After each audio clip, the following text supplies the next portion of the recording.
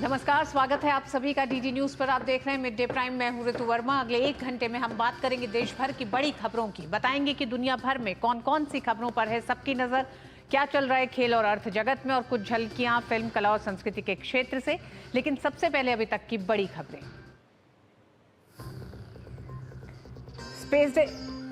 SpaceX mission के launch के साथ अंतरिक्ष में डॉकिंग तकनीक में महारत हासिल करने की ओर बढ़ा भारत। अंतरिक्ष में देश की उपलब्धियों में लगे 4 चांद।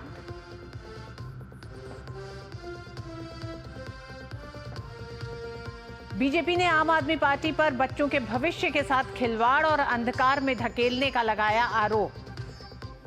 सोशल मीडिया प्लेटफॉर्म से पोस्ट हटाने के राष्ट्रीय मानवाधिकार आयोग के निर्देश के बाद भी आपकी कार्रवाई न करने पर साधा निशाना। दिल्ली चुनाव से पहले बीजेपी ने आम आदमी पार्टी के खिलाफ किया पोस्टर जारी। गिनाए केजरीवाल के झूठे वादे, आपको बताया भारत की सबसे भ्रष्ट और बेईमान पार्टी।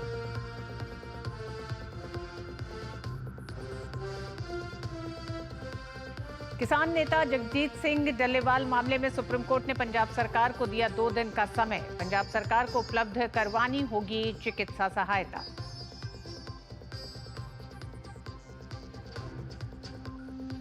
उत्तर भारत में बढ़ती ठंड और पहाड़ों में बिछी बर्फ की चादर के बीच लोगों में नए साल के स्वागत का जोश। नैनीताल में भारी संख्या में उमड़े पर्यटक। गुलमर्ग में स्कीइंग और एडवेंचर स्पोर्ट्स पर जोर।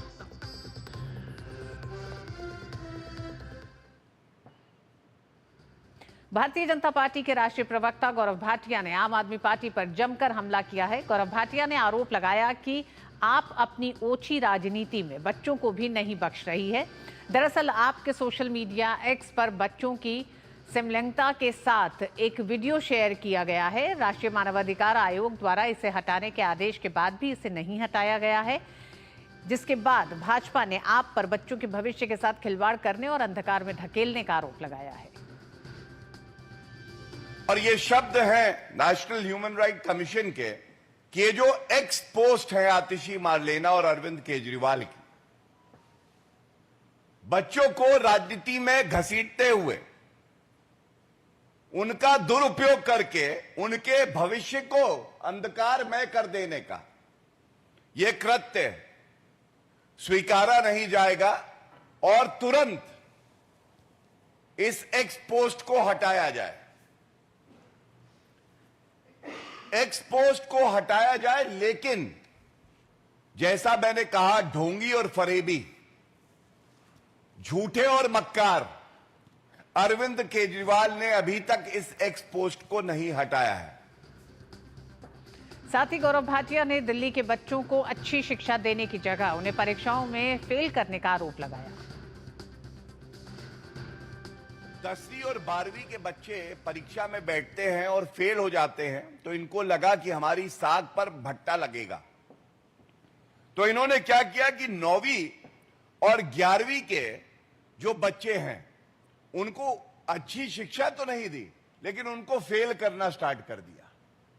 इसलिए फेल करना स्टार्ट कर दिया कि अगर 9वीं और 11वीं में फेल करेंगे तो इनको लगा 10वीं और 12वीं के जो परिणाम आएंगे वो अच्छे आएंगे।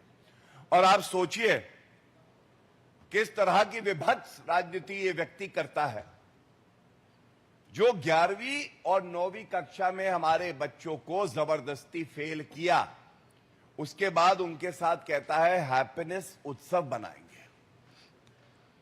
आप सोच देखिए कितनी जहरीली है।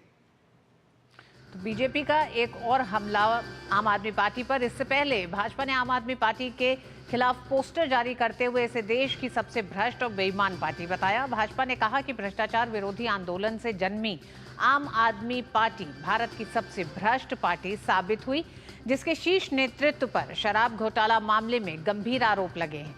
पोस्टर में कहा गया है कि आपके शासन में दिल्ली भ्रष्टाचार का अड्डा बन गई है। साथ ही पोस्टर में भाजपा ने अरविंद केजरीवाल, मनीष सिसोदिया और सत्येंद्र जैन को भ्रष्टाचार का 30 खां बताया। भाजपा कार्यालय के बाहर लगाई गई पोस्टर प्रदर्शनी में अरविंद केजरीवाल के झूठे वादे को #फर्जीवाल के झूठे वादे के रूप में गिनाया है, जिसमें दिल्ली के स्कूल वर्ल्ड क्लास बनाएंगे, 24 घंटे पानी मुहैया कराएंगे, 5 साल में यमुना को सुंदर बनाने, दिल्ली को प्रदूषण मुक्त करने जैसे कई वादे गिनाए गए हैं। साथ ही पोस्टर के जरिए आपकी #1 रैंकिंग का सच सामने लाया गया है, जिसमें दिल्ली देश में किस किस मामलों में नंबर 1 पर है वो बताया गया है। और इसमें शामिल किया गया है भ्रष्टाचार, वायु प्रदूषण, जल प्रदूषण, कचरे का पहाड़, tanker mafia, school drop outs जैसे मामले शामिल हैं, जिसमें आम आदमी पार्टी नंबर 1 है। पोस्टर में केजरीवाल को कई मुद्दों पर भागने का आरोप लगाते हुए भगौड़ा केजरीवाल कहा गया है। वहीं दिल्ली में विधानसभा चुनाव से पहले आम आदमी पार्टी के जरिए पुजारी ग्रंथी सम्मान योजना के ऐलान को लेकर लोगों में संदेह का माहौल है। पुजारियों और ग्रंथियों को भी लगता है कि जिस समय अरविंद केजरीवाल की आम आदमी पार्टी के जरिए ये ऐलान किया गया है, वह सवाल खड़े करता है। संत समाज की बहुत लंबे समय से ये मांग रही है कि जिस तरीके से मस्जिद के मौलानाओं को और मदरसे के जो मौलवी हैं उनको केजरीवाल की तरफ से जो है 18,000 रुपए या उनको निरंतर दिए जाते थे, अब केजरीवाल ने जो है पुजारियों को भी देने की घोषणा की है। लेकिन जिस समय ये समय को देखते हुए पता लगता है साफ कि ये जो है केजरीवाल जी जो है चुनावी रेवड़ियां बांटने में माहिर हैं। अब चुनाव का समय देखते हुए जब उनको लगा कि अब से केवल तुष्टीकरण करने से काम नहीं चलेगा, हिंदुओं को भी अपने साथ लाना पड़ेगा, तो इसलिए उन्होंने इस प्रकार की घोषणा की है। ये जो है केवल चुनावी स्टंट ज्यादा है और वास्तव में जमीन पर जब इस योजना को उतारेंगे तो इसमें काफी समय लगेगा। दिल्ली के उपराज्यपाल वीके सक्सेना ने दिल्ली के आम आदमी पार्टी सरकार को आशा कार्यकर्ताओं का मानदेय बढ़ाने और आंगनबाड़ी पर्यवेक्षकों का लंबित वेतन जल्द से जल्द जारी करने की सलाह दी है। भाजपा सांसद बासुरी स्वराज ने आंगनबाड़ी और आशा वर्कर्स के साथ उपराज्यपाल से मुलाकात की और उन्होंने आंगनबाड़ी और आशा वर्कर्स की समस्याओं को उनके सामने रखा। बासुरी स्वराज ने कहा कि एलजी ने आशा वर्कर्स और आंगनबाड़ी की बहनों की वेदनाओं को संवेदनशीलता से सुना और समाधान के लिए मुख्यमंत्री से चर्चा करने का आश्वासन भी दिया है। इस अवसर पर बासुरी स्वराज ने कहा कि दिल्ली के आंगनबाड़ी और आशा वर्कर्स की उपेक्षा आप सरकार की असंवेदनशीलता का उदाहरण है। आंगनबाड़ी वर्कर्स पिछले 7 महीनों से वेतन से वंचित हैं और आशा वर्कर्स मात्र 3,000 रुपए के मामूली मानदेय पर काम कर रही हैं। उनके स्टाइपेंड में, जिसे हर 3 साल में नीति के अनुसार बढ़ाना अनिवार्य है, अब तक कोई वृद्धि नहीं की गई। बहुत ही शर्मसार करने वाली बात है कि आम आदमी पार्टी की दिल्ली सरकार ने पिछले 7 महीनों से आंगनवाड़ी वर्कर्स का जो वेतन है वो उनको नहीं दिया है। दूसरी तरफ आशा वर्कर्स मात्र 3,000 रुपया महीने की सैलरी पे काम कर रही है, उनका स्टाइपेंड नहीं बढ़ाया गया है और हर 3 साल पर उनका स्टाइपेंड बढ़ाना ये अनिवार्य था, ये लॉ में है। लेकिन आम आदमी पार्टी की सरकार ने ऐसा कुछ नहीं करा है। उनकी वेदना ये बहरी सरकार सुनने से तो रही, इसीलिए आज हम माननीय उपराज्यपाल जी के यहाँ पर आए हैं उनके समक्ष गुहार लगाने के लिए। मुझे बहुत खुशी है ये कहते हुए कि माननीय उपराज्यपाल जी ने सभी बहनों की वेदना बहुत संवेदनशीलता से सुनी, आश्वासन दिया, उनकी समस्याओं को संज्ञान में लिया और ये आश्वासन दिया है कि वो माननीय मुख्यमंत्री जी को निर्देश अवश्य देंगे। और दिल्ली की मौजूदा सियासत को लेकर शैलेंद्र और धीरज हमारे साथ जुड़ गए हैं। दोनों ही साथी संवाददाता हमारे साथ जुड़ रहे हैं। शैलेंद्र, सबसे पहले आपके पास आएंगे।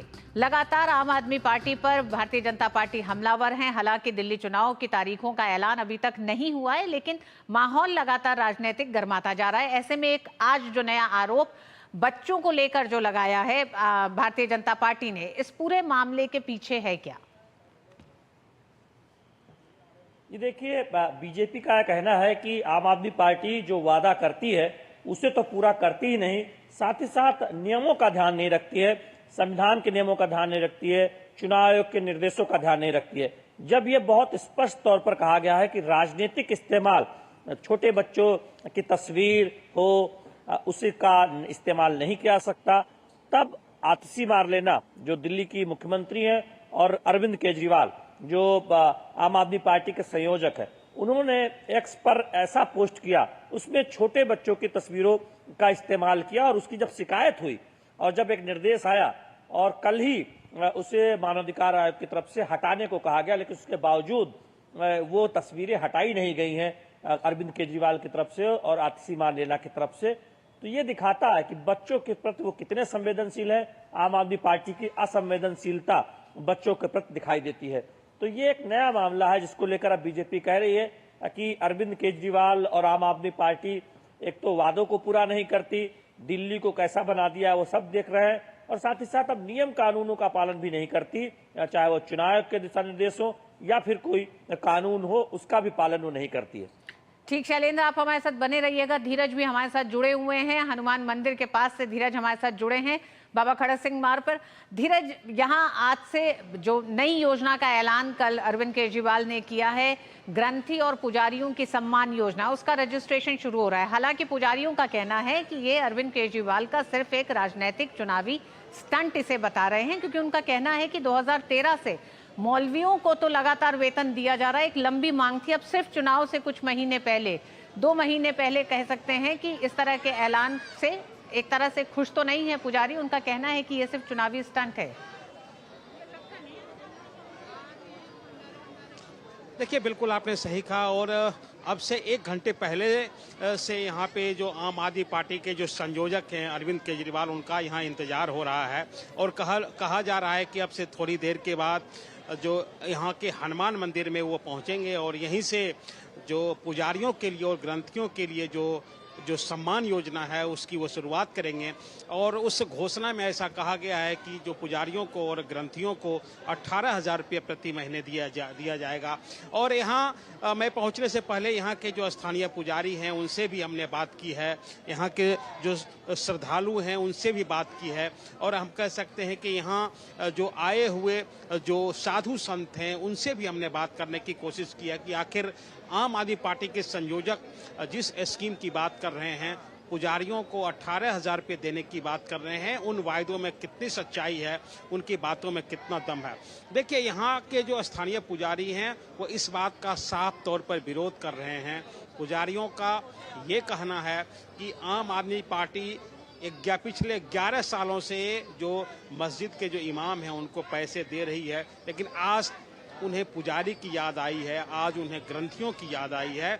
और ये पूरी की पूरी तरीके से ये चुनावी स्टंट है। और उन पुजारियों का साफ तौर पर ये भी कहना है कि अगर आम आदमी पार्टी मुझे पैसे देना चाहती है, पुजारियों को 18,000 रुपये महीने की सैलरी देना चाहती है, तो मुझे भी वो 11 साल का जो पैसा है वो 11 साल का पैसा मुझे पुजारियों को भी जोड़ के दे दे और उसके बाद वो रजिस्ट्रेशन का काम शुरू कराएं। तो एक तरीके से कह सकते हैं कि दोनों पार्टियों के बीच में जो चुनावी स्टंट है, जो रार तकरार है, वो जारी हो चुका है। आम आदमी पार्टी ग्रंथियों और पुजारियों को जो अपने वोट बैंक में शामिल करके एक तरीके से अपनी राजनीति को, एक तरह से दिल्ली की कुर्सी को सुनिश्चित करना चाहते हैं, तो भारतीय जनता पार्टी भी जो इस मामले में एक तरीके से कह सकते हैं, या जो उनके समर्थक हैं या उनके कार्यकर्ता हैं, या जो कह सकते हैं जो कि साधु संत हैं, क्योंकि साधु संत के भी जो एक बड़े वर्ग है, उस बड़े वर्ग को इस बात का भरोसा नहीं है कि आम आदमी पार्टी जो पुजारियों के लिए वो घोषणा करने वाली है उसे पूरा करेगी, क्योंकि उनका साफ तौर पे ये कहना है कि भारतीय जनता पार्टी उनका साफ तौर पे कहना है कि आम आदमी पार्टी भले कह ले कि वो पुजारियों के लिए या ग्रंथियों के लिए 18,000 रुपये महीने देने जा रही है, लेकिन जो इमामों का जो मामला है वो बीते 18 महीने में इमामों का भी पैसा नहीं मिला है। इसलिए एक तरीके से और चुनाव के अंतिम वक्त में आके आम आदमी पार्टी ने एक तरीके से जो पुजारियों के वोट बैंक को हासिल करने के लिए एक तरीके से स्टंट किया है। ठीक, शैलेंद्र हमारे साथ बने हुए हैं। शैलेंद्र, अगर अभी तक का हम देखें 2013 में मस्जिदों में इमामों और मौलवियों को वेतन देने की प्रक्रिया की शुरुआत की गई थी, उसके बाद से दिल्ली सरकार ने अब तक 58 करोड़ 30 लाख से ज्यादा रकम मौलवियों को दे चुकी है। ठीक चुनाव से पहले आज पुजारियों और ग्रंथियों को भी याद करना और सम्मान योजना की शुरुआत करने जा रहे हैं, और इस योजना के लॉन्च के लिए अब से थोड़ी देर में अरविंद केजरीवाल पहुंचेंगे हनुमान मंदिर। क्या जिस तरह से बीजेपी लगातार ये कह रही है कि अब चुनाव नजदीक आया तो राम याद आए, इसको एक राजनीतिक स्टंट, जहां एक तरफ पुजारी बता रहे हैं तो वहीं दूसरी तरफ भारतीय जनता पार्टी भी पूरी सोची समझी रणनीति को लेकर या बदली हुई राजनीति को लेकर केजरीवाल पर हमलावर है? देखिए, बीजेपी का कहना है कि तुष्टीकरण की जो पराकाष्ठा और बीते 10 वर्षों में अरविंद केजरीवाल और आम आदमी पार्टी सरकार की देश की जो दिल्ली की जनता है वो देख चुकी है, और अब जब उन्हें लगा कि तुष्टीकरण की राजनीति से काम नहीं चलने वाला है, तब इस तरह का ऐलान किया गया है। जबकि आप देखें कि बीजेपी ये स्पष्ट तौर पर कहती रही कि एक से एक कदम, एक के बाद एक कदम जो अरविंद केजरीवाल ने बीते 10 वर्षों में उठाए, वो ये दिखाता है कि किस तरह से उन्होंने एक वर्ग के तुष्टीकरण का काम किया है, और सिर्फ वादे करते हैं, कैसे उसका राजस्व जुटेगा, कैसे उसे दिया जाएगा, इसका कोई ऐलान नहीं करते हैं। तो ये बहुत महत्वपूर्ण बात आज बीजेपी के प्रेस कॉन्फ्रेंस में कही गई है, और अरविंद केजरीवाल के ऐलान पर ही सवाल उठाया जा रहा है कि अब जब चुनाव का ऐलान दूर नहीं है, तब फिर पुजारी क्यों याद आ रहे हैं, 11 वर्षों में क्यों याद नहीं आए। शैलेंद्र, अरविंद केजरीवाल का यह भी कहना है कि भारतीय जनता पार्टी दिल्ली के लिए चेहरा दे, दिल्ली के लिए विजन दे। वो लगातार इस बात पर भी एक तरह से भारतीय जनता पार्टी पर कई सवाल कर रहे हैं।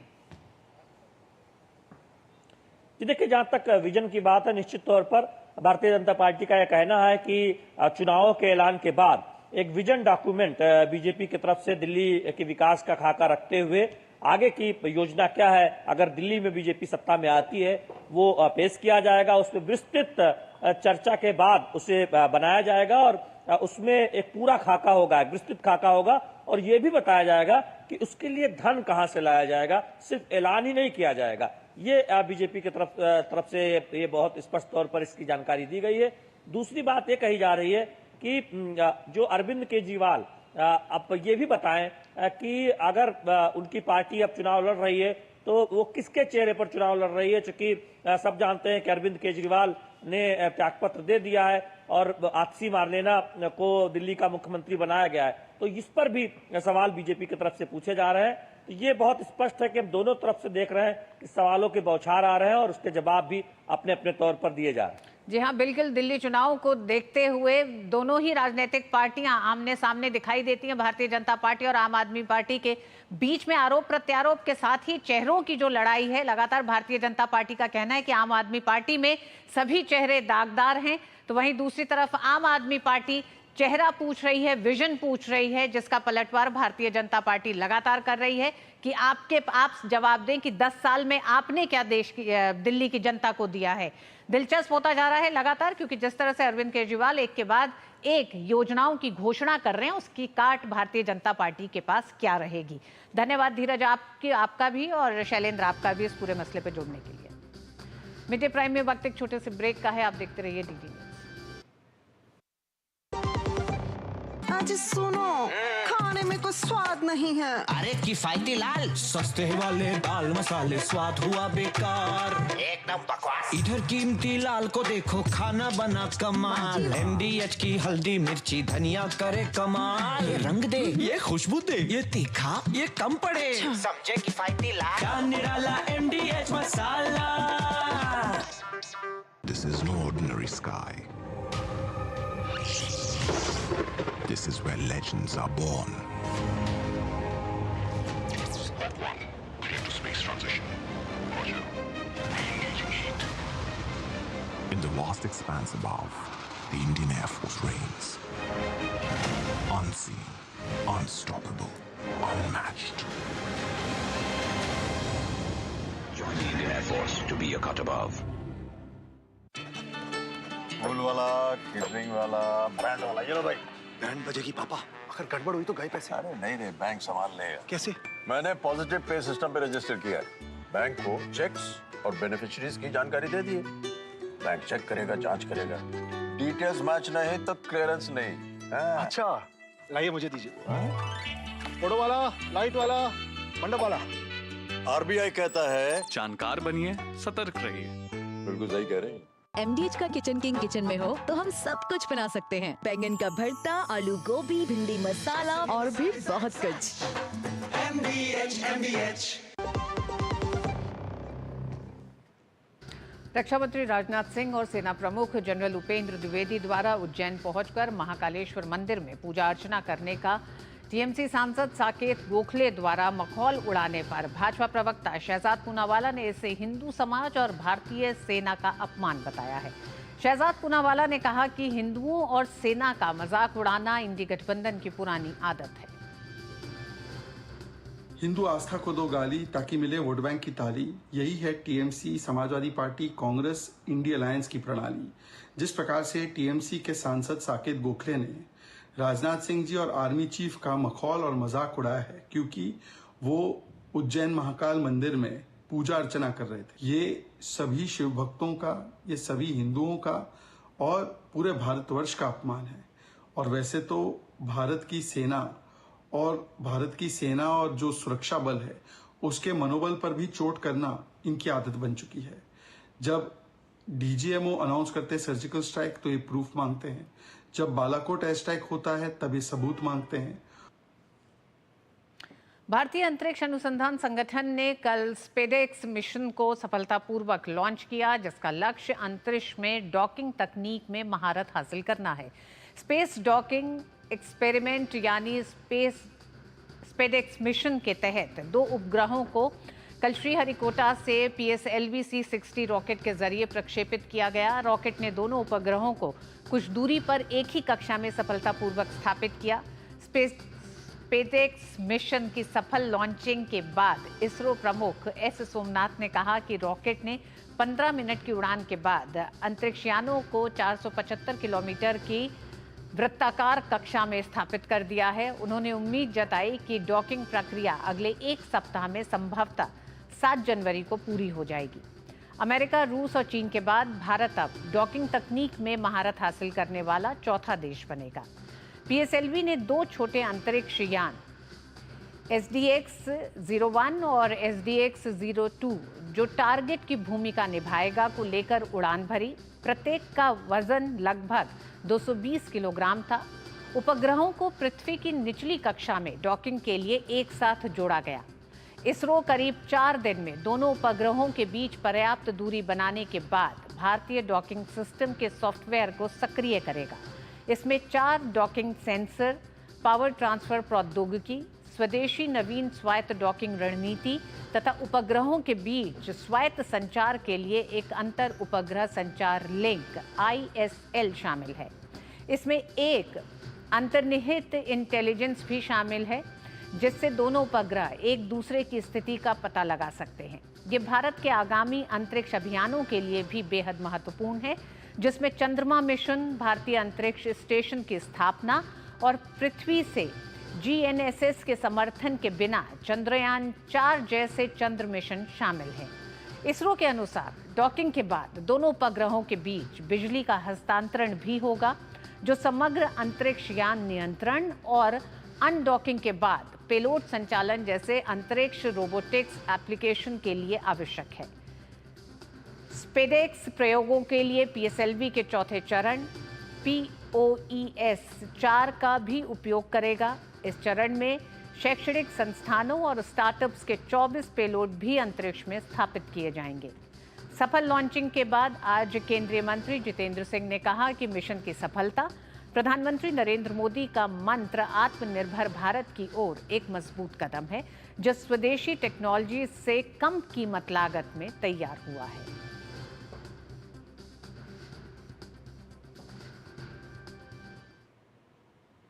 So when we have a space station over there, as I said, to put it in the layman's language, how do we land there?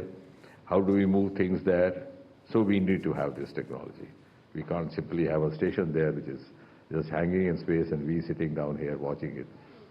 So how do we actually arrange transportation to and fro? And that is where, to put it in simple terms, this docking technology, which is also undocking, at the same time is going to help. This being very cost effective. Our 2 satellites, one named Chaser, the other one named the Target, have cost just about 125 crore rupees each, and our launch vehicle 250, which makes it hardly about 375 crore or so.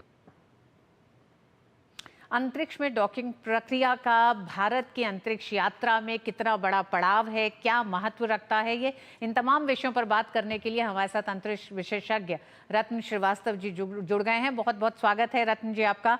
रथ जी, सबसे पहले तो हम यही जानना चाहेंगे कि भारत की अंतरिक्ष यात्रा एक तरह से बेहतरीन रही है, कई बड़े पड़ावों को हासिल किया है भारत ने। ऐसे में अब डॉकिंग प्रक्रिया पूरी होगी 7 तारीख तक, लेकिन इसका सफल लॉन्चिंग हो चुकी है। इसको आप भारत की अंतरिक्ष यात्रा में कितना बड़ा पड़ाव देखते हैं, क्या महत्व है? ऋतु जी, जैसे आप अभी पहले बता रही थी और मंत्री जी ने भी बोला, हमारा इस लॉन्च के जो मिशन है उसमें एक सबसे बड़ा मिशन है कि डॉकिंग और अनडॉकिंग। डॉकिंग और अनडॉकिंग सोचने में तो बड़ा आसान सा लगता है, मगर ऐसा है नहीं जब ह्यूमंस इन्वॉल्व हो जाते हैं, क्योंकि उसके अंदर लो इम्पैक्ट डॉकिंग करनी पड़ती है। और लो इम्पैक्ट डॉकिंग करने के बाद अंतरिक्ष में जहाँ पे आप अपने गुरुत्वाकर्षण शक्ति के बाहर हैं, तो वहाँ पे आपको अपनी प्रोपल्शन सिस्टम्स जो उसके सैटेलाइट के या जो भी स्पेसक्राफ्ट है उसके प्रोपल्शन सिस्टम के ऊपर आपको निर्भर रहना पड़ता है और उसको मैनिपुलेट, उसको मॉनिटर अर्थ से करना है। ये एक बहुत मुश्किल काम है और भारत चौथा देश ऐसा होगा पूरे विश्व में जो ये काम कर पाएगा। तो इस मिशन का जो प्राइमरी उद्देश्य है वो ये है कि डॉकिंग कैसे की जाए 2 स्पेसक्राफ्ट्स की। उसके बाद जब दोनों स्पेसक्राफ्ट डॉक कर जाते हैं तो उसके अंदर डेटा ट्रांसफ़र, इलेक्ट्रिक ट्रांसफ़र, उनके अंदर इंटर सैटेलाइट कम्युनिकेशन कैसे किया जाए और उसको करने की प्रक्रिया को समाप्त होने के बाद उसको कैसे अनडॉक करें।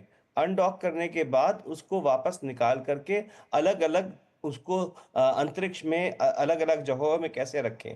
क्योंकि जैसे मंत्री जी भी कह रहे थे अभी, अगर हम एक स्पेस स्टेशन बना रहे हैं तो स्पेस स्टेशन बना करके उसको छोड़ना तो नहीं है। स्पेस स्टेशन बनाना है, वहाँ पर हमको अपने एस्ट्रोनॉट्स, गगननॉट्स भेजने हैं और वापस भी लाने हैं। ये एक है। दूसरा इसके अंदर ये भी है कि हमें इससे ये भी पता करना है जो अभी गया है मिशन, उसमें एक में कैमरा है और दूसरे में सेंसर पेलोड्स है। तो हमें ये देखना है कि अगर हम चाँद पे भेज रहे हैं मिशंस अपने, तो चाँद पे भेजने वाले मिशंस पे ल्यूनर सैंपल्स उनको लेकर के हम वापस कैसे ला सकते हैं। वहाँ पे किस तरह के मिनरल्स हैं, क्या संसाधन है, क्या रिसोर्सेज उपलब्ध हैं, क्या एटमॉस्फेरिक गैसेस हैं, उनको स्टडी करना भी बहुत ज़रूरी है। तो इन सब कार्यों की सफलता इस पे निर्भर करती है कि जो कल हुआ है लॉन्च, उस प्रक्षेपण का जो प्राइमरी और सेकेंडरी ऑब्जेक्टिव्स हैं वो सारे के सारे पूर्ण हो सके। जी श्रीवास्तव जी, भारत अपने स्पेस स्टेशन से पहले की एक तरह से कह सकते हैं ये तमाम वो प्रक्रियागत तैयारियां हैं जिसमें डॉकिंग प्रक्रिया भी शामिल है, आप कह रहे हैं। लेकिन अगर मैं ये पूछूं आपसे कि आम जनता, क्योंकि हमने देखा पिछले 15 साल में अगर हम बात करें तो अंतरिक्ष की तमाम जो उपलब्धियां भारत के स्पेस सेक्टर की रही हैं उसे आम जनता अपने से जुड़ा हुआ महसूस कर रही है। ये कोशिश की इसरो ने, हम अगर चंद्रयान की बात करें और तमाम जो प्रक्षेपण हो रहे हैं, अगर हम डॉकिंग प्रक्रिया का ये जो कल प्रक्षेपण किया गया है इससे आम जनता किस तरह से खुद को जोड़ के देखे, क्योंकि हमने देखा कि प्रक्षेपण के समय बड़ी संख्या में लोग मौजूद थे जो ये देखना चाहते थे। हाँ, और प्रक्षेपण काफी रात को हुआ, 10 बजे हुआ, और उस समय भी मैंने देखा छोटे छोटे बच्चे भी वहां पे मौजूद थे, परिवार मौजूद थे। तो देखिए, एक इसरो का जो सबसे बड़ा महत्वपूर्ण योगदान रहा है भारत में वो ये रहा है कि इसने सारी अपनी टेक्नोलॉजीज अपने आप इंडिजिनसली क्या कहना चाहिए बनाई हैं। और उसके अंदर हम तो सैंक्शंस में थे तो हमें कहीं बाहर से कोई मदद मिल नहीं सकती थी।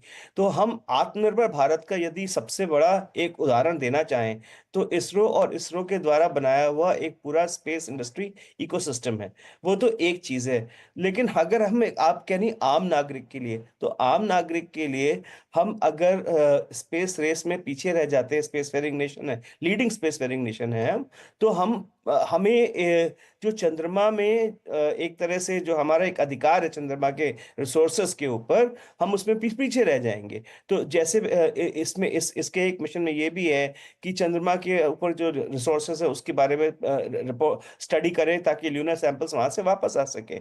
और अगर हम एक भारत अंतरिक्ष स्टेशन बनाते हैं, BS बनाते हैं, तो भारत अंतरिक्ष स्टेशन वहां पर जाकर के कोई बैठा तो रहेगा नहीं, उसके साइंटिफिक एक्सपेरिमेंट्स होते हैं, जैसे इंटरनेशनल स्पेस स्टेशन अभी कर रहा है, ह्यूमन लाइफ कैसे की जा सकती है, किस तरह की गैसेस मौजूद हैं, क्या मिनरल्स मौजूद हैं, और उन संसाधनों का हम अपनी देश की उन्नति के लिए क्या प्रयोग कर सकते हैं, क्रिटिकल मिनरल्स हैं। तो इन सब चीजों के लिए अंततः हमारे देश का एक आम नागरिक भी इससे प्रभावित होगा और उसकी जीवन शैली में जरूर एक अच्छा अनुभव होगा। जी एक और चीज रतन जी कि जब हम डॉकिंग प्रक्रिया को ये मान रहे हैं कि 7 तारीख तक ये पूरा होगा, डॉकिंग प्रक्रिया 2 उपग्रहों के बीच एक तरह से 2 यानों के बीच आदान प्रदान को भी समझा जा रहा है कि उसमें सहूलियत होगी और वो आने वाले जो आगे के जो तमाम एक्सपेरिमेंट्स कह सकते हैं या फिर जो खोज है, शोध है, उसमें काम आएगा। ऐसे में इंटरनेशनल स्पेस सेंटर में इसरो के स्पेडेक्स की सफल परीक्षण और फिर 7 तारीख की अगर इंतजार की जा रही है उसकी उपलब्धि के बाद किस तरह से तस्वीर बदलेगी, भारत कितना मजबूत होगा इंटरनेशनल स्पेस सेंटर के लिए, भारत के लिए, और क्या उपलब्धियां हो जाएंगी इसके साथ? तो ऋतु जी, जैसे पहले भी आपने भी कहा और मैंने आपको बताया कि अगर हम ये एक डेमोन्स्ट्रेशन एंड डेवलपमेंट फ्लाइट है। तो डेमोन्स्ट्रेशन एंड डेवलपमेंट फ्लाइट में हम अपने एक्सपेरिमेंट्स करते हैं और उन एक्सपेरिमेंट से हम ये साबित करते हैं या वैलिडेट करते हैं, जो एक सही टर्म है, कि जो हमारे कॉन्सेप्ट्स हैं वो सही हैं और उन कॉन्सेप्ट्स को हमने स्पेस में ले जा करके प्रूव कर दिया। प्रूविंग फ्लाइट जिसे बोलते हैं।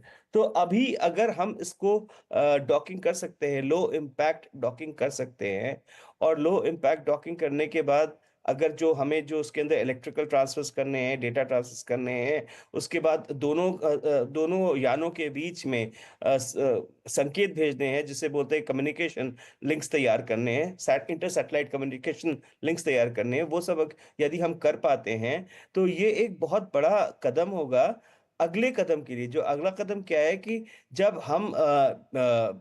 हम भेजेंगे गगनयान का first, I would say proving launch करेंगे, तब हम यहाँ पे देख पाएंगे कि हम कैसे जो हमने यहाँ से सीखा या कुछ अगर गलतियां रह गई हैं उनको सुधार करके फिर हम उसको कैसे गगनयान के लॉन्च में इस्तेमाल कर सकते हैं, जो अनमैन्ड फ्लाइट्स होंगी। उसके बाद ये एक प्रक्रिया का हिस्सा है, जैसे मैं बोल सकता हूँ, लेकिन एक बहुत ही महत्वपूर्ण हिस्सा है, क्योंकि डॉकिंग और अनडॉकिंग में सबसे ज्यादा दिक्कतें होती। आपने सुना होगा कि बोइंग का जो स्टारलाइनर था वो ठीक से डॉक नहीं कर पाया और उसके बाद सुनीता विलियम्स जी अभी तक फंसी हुई है स्पेस में।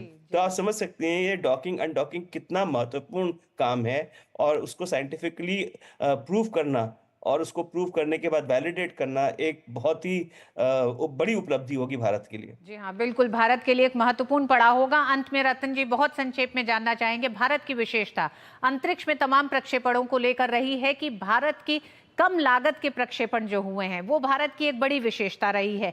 डॉकिंग प्रक्रिया और इस पूरे प्रक्षेपण में क्या भारत अपनी इसी उपलब्धि के साथ आगे बढ़ रहा है, इसी विशेषता के साथ आगे बढ़ रहा है, और इन तीनों देशों से किस रूप में इस क्षेत्र में यानी कि लागत के क्षेत्र में भारत एक तरह से अपना एक बड़ी छाप छोड़ेगा?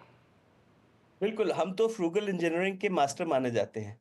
तो फ्रूगल इंजीनियरिंग हमने एक तरह से इसके ऊपर महारत हासिल कर ली है और मैंने अक्सर ये कहा है कि हमारी फ्रूगल इंजीनियरिंग का जो कॉन्सेप्ट है और जो हमने उसकी मास्टरी की है, अगर हमको स्केल मिल जाए, स्केल मतलब हम उसको साइज में अगर आगे बढ़ा सकें, तो हमारी स्पेस इकोनॉमी के लिए बहुत बड़ा एक बाजार साबित हो सकता है। क्योंकि अभी तो हम जो कुछ कर रहे हैं भारत में कर रहे हैं, भारत के लिए कर रहे हैं, हम किसी और के साथ इसको साझा नहीं कर रहे हैं, हम अपने ही देश की इंडस्ट्री के साथ साझा कर रहे हैं, अपने स्टार्टअप्स के साथ साझा कर रहे हैं। तो मेरे ख्याल से अगर फ्रूगल इंजीनियरिंग के पॉइंट से देखा जाए तो 370-375 करोड़ में ये काम मेरे ख्याल से तो आज तक कभी नहीं हुआ, जितना हमारे पास ओपन मार्केट में डेटा उपलब्ध है। यही काम जो बोइंग ने किया था, तो बोइंग ने तो खरबों डॉलर्स निकाल दिए इसको, स्टारलाइनर को, और वो अभी तक प्रूव नहीं कर पाए, क्योंकि आपने देख ही लिया वहां पे जाके डॉकिंग एंड डॉकिंग ठीक से नहीं हो पाई उनकी। तो मेरे ख्याल से हम तो फ्रूगल इंजीनियरिंग के मास्टर्स हैं और अगर हम इसको स्केल और साइज पे बढ़ा सकें तो हमारी स्पेस इकोनॉमी के लिए भी बहुत बड़ी इसके अंदर उपलब्धि होगी। ठीक, रतन जी, जैसा कि आप कह रहे हैं कि भारतीय अंतरिक्ष एक और बड़ी उपलब्धि की ओर बढ़ रहा है। 7 तारीख को स्पेसएक्स मिशन जो कल प्रक्षेपण जिसका सफल प्रक्षेपण हुआ है, 7 तारीख को डॉकिंग अनडॉकिंग की प्रक्रिया पूरी हो जाएगी। इसी के साथ भारत उन 4 देशों में शामिल हो जाएगा जो अभी तक डॉकिंग प्रक्रिया में जिन्होंने एक तरह से अपना नाम स्थापित किया है। बहुत बहुत धन्यवाद रत्न श्रीवास्तव जी हमारे साथ जुड़ने के लिए और विस्तार से इस पूरे विषय में बात करने के लिए।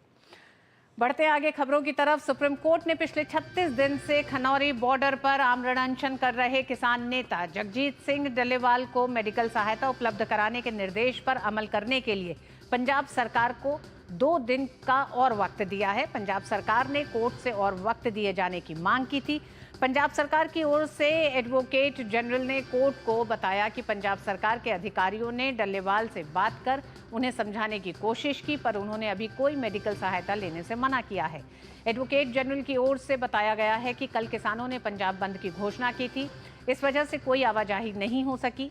कोर्ट ने पंजाब सरकार के और वक्त दिए जाने के अनुरोध को स्वीकार करते हुए सुनवाई 2 जनवरी के लिए टाल दी है। कोर्ट ने राज्य के चीफ सेक्रेटरी और डीजीपी को भी वीडियो कॉन्फ्रेंसिंग के जरिए उस दिन सुनवाई के लिए मौजूद रहने को कहा है। कोर्ट 2 जनवरी को आगे की सुनवाई करेगा। पंजाब सरकार पर आरोप है कि वो 70 वर्षीय किसान नेता को इलाज मुहैया कराने में नाकाम रही है। सुप्रीम कोर्ट ने इसकी पहली तारीख 31 तारीख दी थी पंजाब सरकार को, लेकिन आज पंजाब सरकार के अपील पर उस समय सीमा को बढ़ा दिया। इसी पर और बात करने के लिए विकास सारथी हमारे साथ हैं। विकास, सुप्रीम कोर्ट ने एक तरह से और थोड़ी सी राहत पंजाब सरकार को दी है किसान नेता डल्लेवाल के मामले में। जी ऋतु, कम से कम 2 दिन का वक्त पंजाब सरकार को और मिल गया है इस मुश्किल से बाहर आने के लिए, क्योंकि अगर आप पिछली सुनवाई में कोर्ट का रुख और टिप्पणियां देखें तो वो पंजाब सरकार के लिए काफी कोर्ट का रवैया नकारात्मक रहा था इस बात को लेकर के कि अभी तक कोर्ट के बार बार कहने के बाद भी डल्लेवाल को किसी तरह की कोई मेडिकल फैसिलिटी उपलब्ध नहीं हो सकी है। पंजाब सरकार ने पिछली बार ये कहा था कि वहां पर डल्लेवाल खुद मेडिकल फैसिलिटी लेना नहीं चाहते और किसी भी तरह से किसी बलपूर्वक या जोर जबरदस्ती से ऐसा नहीं किया जा सकता, क्योंकि बड़ी तादाद में वहां पर किसान हैं और अगर सरकार ने ऐसा कोई कदम उठाया तो इससे हिंसा हो सकती है। इस पर कोर्ट ने ये जरूर पूछा था पंजाब सरकार से कि ये जिस वक्त लोग वहां पर जमा हो रहे थे उस वक्त पंजाब सरकार क्या कर रही थी। अब ये राज्य सरकार की जिम्मेदारी है सुनिश्चित करना कि एक व्यक्ति की जान पर जो खतरा है इस परिस्थिति को टाला जा सके। तो 2 दिन का वक्त जरूर मिला है पंजाब सरकार को, लेकिन उनकी जो मुश्किलें हैं वो इन 2 दिनों में खत्म होंगी या नहीं, ये अगली सुनवाई पर साफ हो पाएगा। हालांकि पंजाब सरकार ये कह रही थी कि केंद्र को भी इस मामले में पक्षकार बना करके अगर केंद्र को भी कहा जाए कि वो डल्लेवाल से बातचीत के लिए आगे आए तो शायद ये गुत्थी सुलझ सकती है, लेकिन कोर्ट ने साफ इनकार कर दिया था पिछली बार कि हम सेंटर को कोई डायरेक्शन नहीं देंगे सिवाय इसके कि अगर कोई लॉजिस्टिक्स सपोर्ट चाहिए पंजाब सरकार को तो वो केंद्र सरकार से सुप्रीम कोर्ट इस तरह का कोई निर्देश दे सकता है कि इनको सपोर्ट दिया जाए, लेकिन बातचीत को लेकर के केंद्र को किसी तरह का कोई निर्देश सुप्रीम कोर्ट नहीं देगा। पंजाब सरकार की खुद की पैदा की हुई एक तरीके से मुश्किल है, ये कोर्ट का एक उनको मैसेज था कि ये खुद पंजाब सरकार की तरफ से जो शुरुआत में इस बात को अनदेखा किया गया उससे ये हालात पैदा हुए हैं और अब इस समस्या से निपटने के लिए उन्हें ही उपयुक्त कदम उठाने होंगे। कोर्ट ने यह भी कहा था कि जो अभी स्थिति चल रही है वो कहीं ना कहीं कंटेम्प्ट ऑफ कोर्ट के दायरे में आता है। अगर आप कोर्ट के डायरेक्शंस को बार बार फॉलो नहीं कर पाते हैं और कहते हैं कि कारण पहले आपने कारण कुछ और बताया उसके बाद दूसरा कारण बताया, तो इस कुल मिलाकर स्थिति यह है कि कोर्ट का ऑर्डर इंप्लीमेंट नहीं हो रहा है और ये लगभग कंटेम्प्ट ऑफ कोर्ट के समान है। यही वजह है कि डीजीपी और चीफ सेक्रेटरी को भी सुनवाई के दौरान जुड़े रहने का निर्देश पिछली बार भी दिया गया था और अब 2 जनवरी को भी इन दोनों अधिकारियों को सुनवाई के समय वीडियो कॉन्फ्रेंसिंग के जरिए सुप्रीम कोर्ट में पेश होना होगा और पूरी सुनवाई के समय वो वहां पर अपनी मौजूदगी दिखाएंगे कि वो सुन रहे हैं पूरी प्रोसीडिंग्स को। बिल्कुल विकास, भले ही 2 दिन का समय दिया लेकिन सुप्रीम कोर्ट ने कई तल्ख टिप्पणियां भी की हैं पंजाब सरकार के पूरे कार्यशैली पर, काम करने के अंदाज पर और इस पूरे किसान आंदोलन को लेकर उनके पूरे रवैये पर। बहुत बहुत धन्यवाद विकास पूरी जानकारी के लिए। उत्तर प्रदेश के मुख्यमंत्री योगी आदित्यनाथ प्रयागराज दौरे पर हैं। सीएम योगी आदित्यनाथ ने अरेल में नगर निगम के बायो सीएनजी प्लांट का लोकार्पण किया। 12.49 करोड़ एकड़ जमीन पर बायो सीएनजी प्लांट बनाया गया है। प्लांट से हर दिन 21.5 टन गैस के साथ 209 टन जैविक खाद का उत्पादन होगा। प्लांट की उत्पादन क्षमता 343 टन प्रतिदिन है।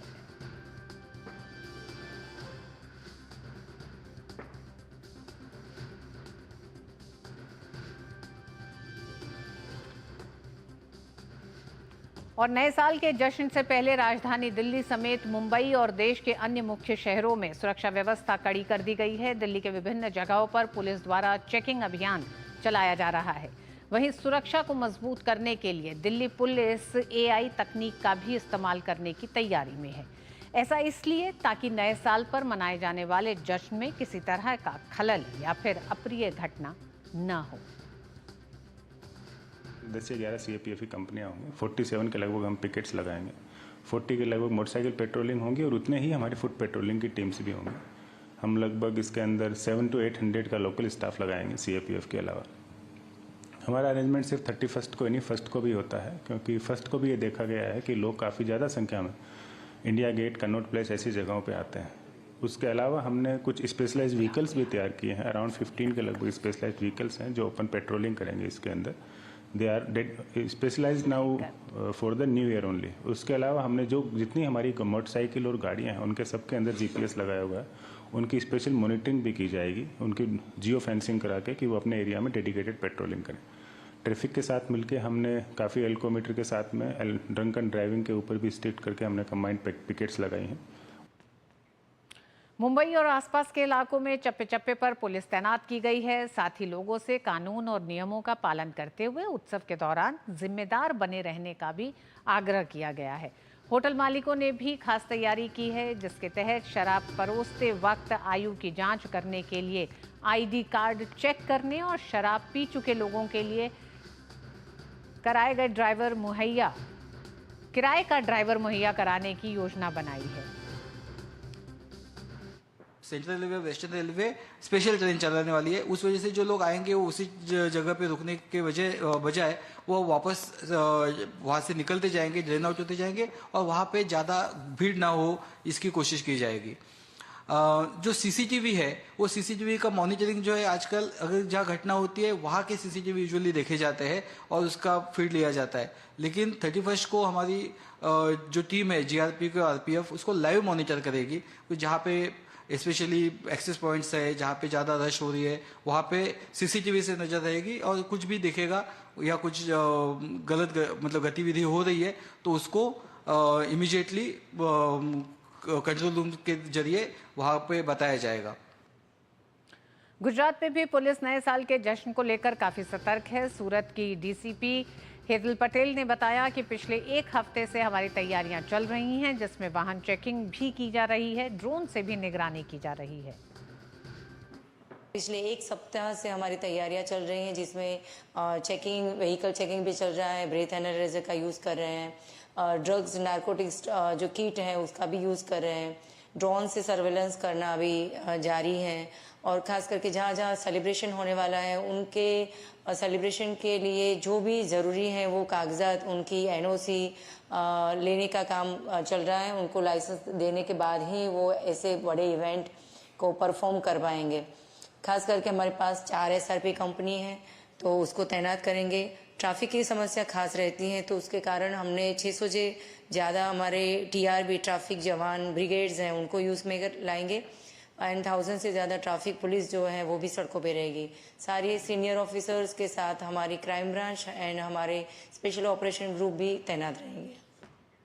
कश्मीर के पुंछ में भी नए साल के जश्न के लिए सुरक्षा के कड़े इंतजाम किए गए हैं। बताया जा रहा है कि पीर पंजाल के पहाड़ों पर हुई ताज़ा बर्फबारी के बीच आतंकी घुसपैठ की कोशिश कर सकते हैं, जिसे देखते हुए पुंछ में नियंत्रण रेखा से सटे क्षेत्रों में सुरक्षा बलों ने गश्त बढ़ा दी है।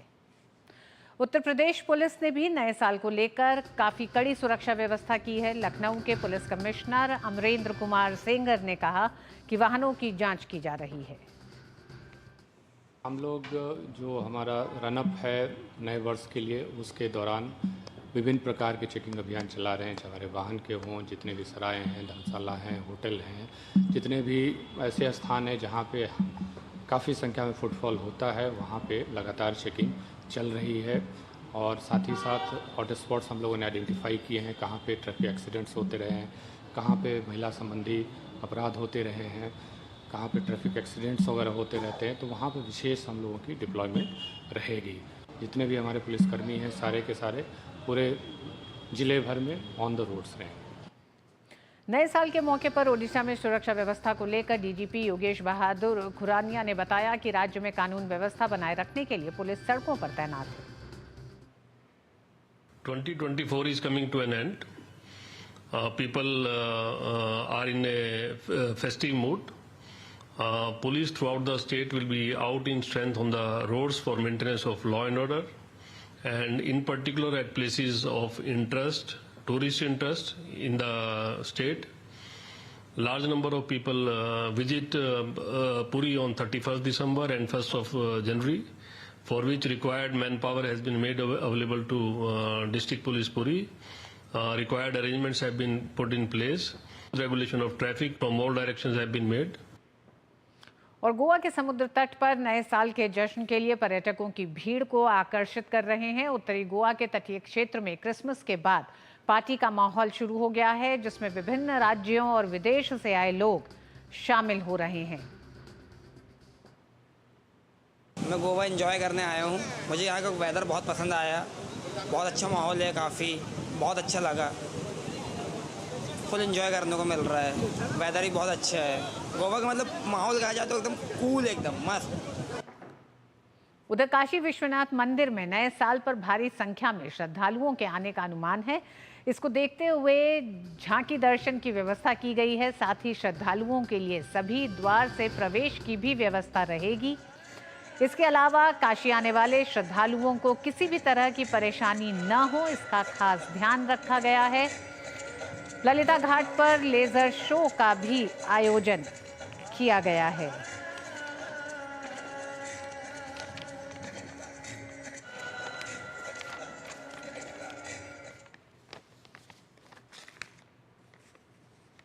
नववर्ष ग्रेगोरियन कैलेंडर के अनुसार जो आने वाला है, इसको भी सनातन धर्मी बहुत ही उत्साह के साथ मनाते हैं, जो कि यह उत्सव धर्मी सभ्यता है हमारी, और काशी उत्सव का नगर है। उत्सव और उल्लास के साथ लोग आते हैं। काशी में ज्योतिर्लिंग धाम के प्रकाश से स्वयं की आत्मा को और स्वयं के देह को, स्वयं के विश्वास को प्रकाशित करते हैं। तो बड़ी संख्या में पहले भी लोग आते रहे हैं। 3 लाख, 4 लाख, 5 लाख तक की संख्या पहुंच जाती है। तो इतनी बड़ी संख्या में श्रद्धालुओं के आगमन के दृष्टिगत यहाँ विशेष व्यवस्थाएं की गई हैं। एंड टू एंड बैरिकेडिंग की व्यवस्था गर्भगृह तक की गई है। स्पर्श दर्शन और किसी भी प्रकार का वीआईपी प्रोटोकॉल पहले से ही स्थगित किया जा चुका है। चिकित्सा व्यवस्था के लिए विशेष डेस्क लगाया जाना, यहाँ पर पेयजल की व्यवस्था कराया जाना, विशेष शौचालय साफ करते हुए उसकी व्यवस्था कराया जाना, बैगेज काउंटर की संख्या बढ़ाया जाना, बैरिकेडिंग्स करना, ग्लूकोज की व्यवस्था कराना, और बाकी इस तरह की जो भी सुविधाजनक व्यवस्थाएं और सुरक्षा के लिए आवश्यक व्यवस्थाएं हैं, पूरी सुनिश्चित की गई हैं। उधर नया साल का जश्न मनाने के लिए पर्यटकों की भीड़ जम्मू कश्मीर के गुलमर्ग पहुंच गई है। गुलमर्ग अपनी प्राकृतिक सौंदर्य से और बारामूला जिले में स्थित रिजॉर्ट शहर बड़ी संख्या में पर्यटकों को आकर्षित करता है।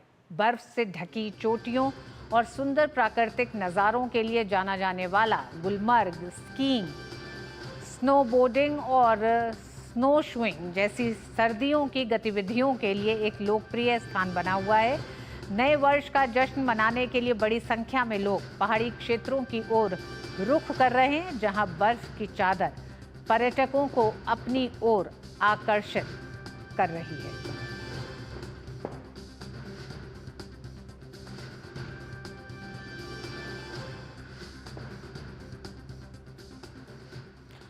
और माय गवर्नमेंट ने सोशल मीडिया प्लेटफॉर्म एक्स पर एक वीडियो साझा किया है, जिसमें 2024 में भारत की उपलब्धियों को दिखाया गया है। प्रधानमंत्री नरेंद्र मोदी ने वीडियो को शेयर करते हुए लिखा कि सामूहिक प्रयास से परिवर्तनकारी परिणाम मिलते हैं। और इसी वीडियो के साथ हम आपको मिड डे प्राइम में छोड़ जा रहे हैं। मुझे दीजिए अनुमति। नमस्कार। 2024 was an eventful year. With the opening of the Ram Mandir in Ayodhya, a milestone that unites us. A historic milestone of 25 crore Indians lifted from poverty. In addition to 50 crore poor, we gave free healthcare to all senior citizens, irrespective of their income level, through Ayushman Bharat Vay Vandana Yojana. And a historic package to empower 5 crore people of tribal communities, Dharti Abha Janjatiya Gram Utkarsh Abhiyan, worth ₹79,000 crores. Let's look at some infrastructural marvels of 2024. The 22-kilometer long Atal Setu, India's longest sea bridge, 550 railway stations undergoing modernization, establishment of India's first C-295 aircraft manufacturing facility in Vadodara, the largest container port at Vadhama, Maharashtra. The year also saw progress in important areas. A 2 lakh crore PM's package to skill and empower over 4 crore youth. The India AI mission to help Indian talent in artificial intelligence. A commitment to sustainability with 200 gigawatts of renewable energy. ISRO launching India to the stars with Aditya L1's mission to the sun. On Republic Day, women rewrote history as they led the celebrations. Indian citizens on death row in Qatar walked free as a success of diplomacy. Jammu Kashmir saw historic free and fair elections. Democracy stood tall and every voice counted. And we made global achievements. After 17 years, India lifted the ICC T20 World Cup. Paralympians made history with a record 21 medals. India won a historic double gold at the Chess Olympiad, and Gukesh Domaraju became the youngest chess world champion at 18. 2024 was a year of progress, empowerment and inclusivity. Let us step into 2025, carry forward the good work and work harder to build a Viksit Bharat. Jai Hind.